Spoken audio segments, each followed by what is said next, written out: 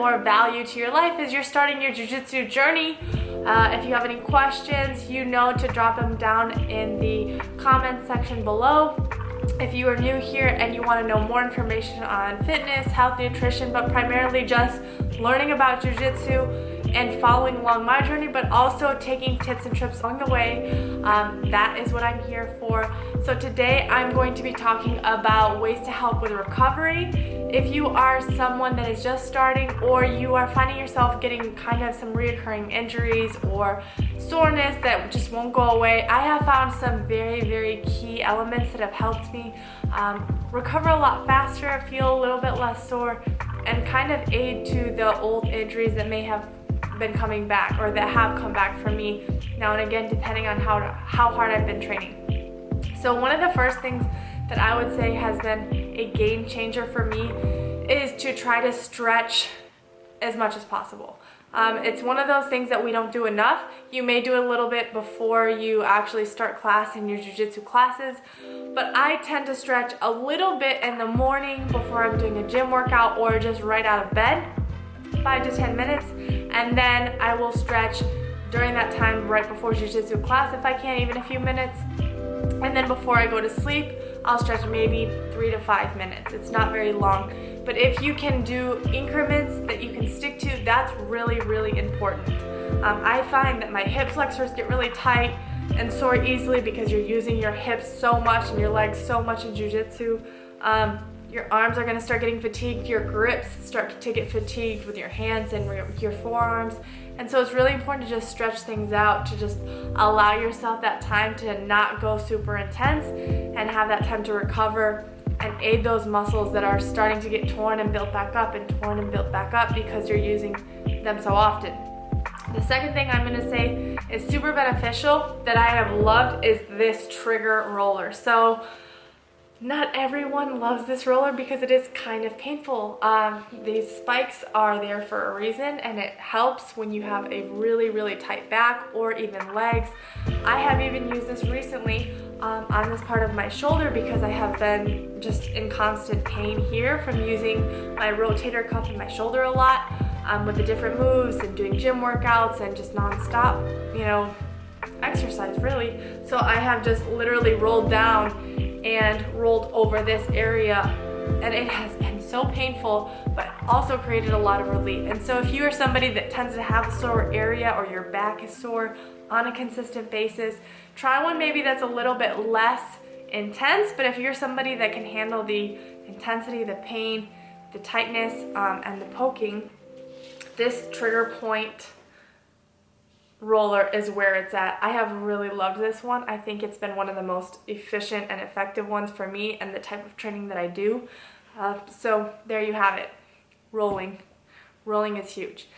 And the last thing that I'm going to be showing at the end or right after I'm done talking is drills. Drilling is so important. It helps with your recovery. It helps with your movement, with the blood flow. It's one of the things that I, once again, do on a consistent basis if I can, whether it's in the gym, whether it's right before classes, whether it's on a Saturday morning, before just roll time, if you guys have like free open mat time.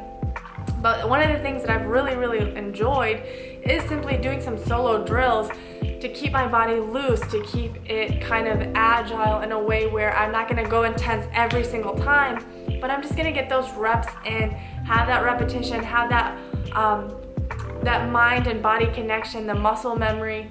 All of that plays a really big role in your jiu-jitsu and also with your muscle and your movement.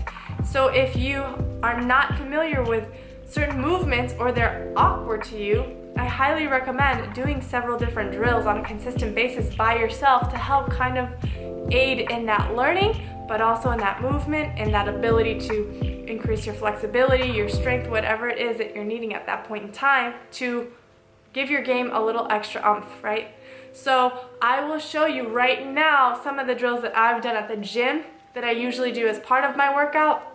I don't spend a lot of time at the gym. It's usually between 45 minutes and an hour max, and that includes a little sauna stretch time before, and that includes a little bit of a cool down at the end, probably 5 to 10 minutes. So I go pretty hard at the gym, but along with the gym, I do these drills to help warm my body up, warm my muscles up, and just emphasize that muscle memory that I've been having to work on over the time with my jiu-jitsu game per se. So I hope that's helpful. Check out the warm-ups.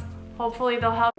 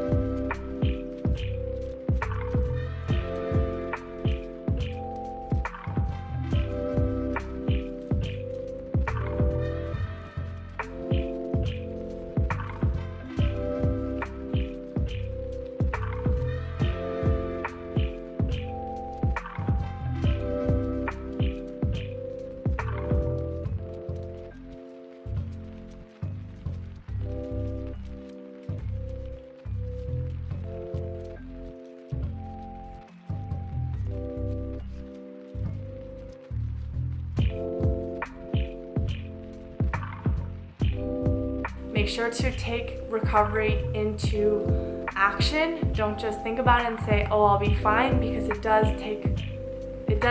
play a role in how you ultimately play jiu-jitsu if you are not flexible, or you are sore all the time or hurt all the time. And in the beginning, it's not uncommon that more people get injured because they're more intense, because they go hard and they're using so much muscle to break out of things. And so having these recovery times, these times to let your body relax and just kind of take a breather, is going to be very, very helpful to you. So if you have any questions, make sure to drop them down below. Don't forget to subscribe if you haven't already. And for now, I'll see you next time.